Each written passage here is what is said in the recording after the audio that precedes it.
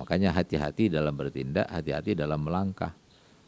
Supaya kita itu tetap menjadi orang yang punya ilmu dan ilmu itu menjadi sebab kemuliaan kita di dunia sampai di akhirat, bukan malah sebaliknya. Gitu. Jadi waja'alna likulli syai'in sababa, semua itu ada sebabnya. Jadi sebab-sebab itu hati-hati gitu.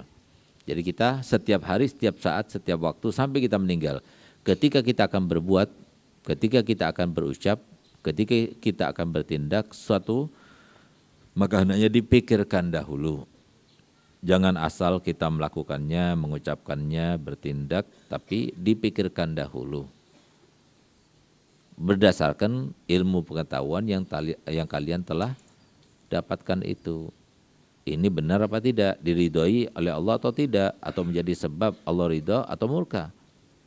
Kalau menjadi sebab kira-kira Allah murka pada kita, jangan lakukan. Tapi kalau menjadi sebab Allah meridhoi, lakukan.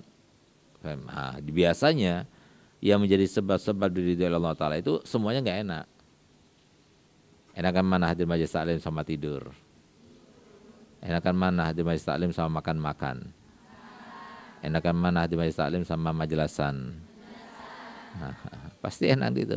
Apalagi kalau dikatakan enakan mana hadir majelis taklim sama scroll HP. Nah, nggak usah ditanya lagi. Ya kan? Nah, jadi ya semua yang terkait dengan hawa nafsu pasti senang. Makanya kata Nabi SAW, yang namanya surga itu dikelilingi dengan yang tidak enak, yang namanya neraka dikelilingi dengan yang enak. Mau cari yang mana? Makanya sekarang ini semua telah sepakat, baik pakar-pakar dalam bidang ilmu agama ataupun pakar-pakar dalam ilmu yang lainnya, ilmu yang umum, ilmu apapun juga, bahwasanya tidak akan ada seorang pun yang berhasil kecuali setelah dia itu melewati zona tidak nyaman untuk menjadi berada di dalam zona yang nyaman. Itu tekniknya, mekanismenya itu seperti itu. Nggak mungkin nggak seperti itu. Jadi sabar dulu, belajar sabar, ngantuk ditahan sampai selesai supaya tidak menjadi sebab akhirnya ilmunya tidak bermanfaat. Gitu. Yang membuat tidak bermanfaat atau bermanfaat itu Allah. Sehingga Pak, hati-hati dalam bertindak, hati-hati dalam berucap, hati-hati dalam melangkah. Jangan sampai salah sehingga menjadi sebab akhirnya ilmunya tidak bermanfaat. Di antara usaha dan upaya supaya tetap kita mendapatkan ilmu yang manfaat adalah berdoa. Sebagaimana diajarkan oleh Nabi SAW dalam doanya, Allahumma inni a'udzubika min ilmin wa qalbin wa du'ain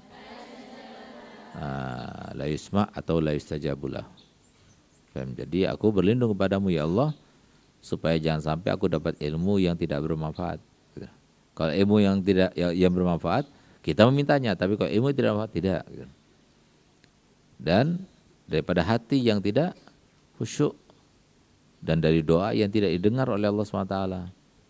Diminta perlindungan.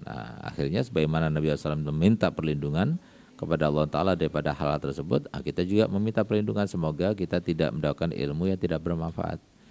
Dan semoga ilmu yang kita pelajari semuanya di pondok ini maupun di tempat yang lainnya bermanfaat.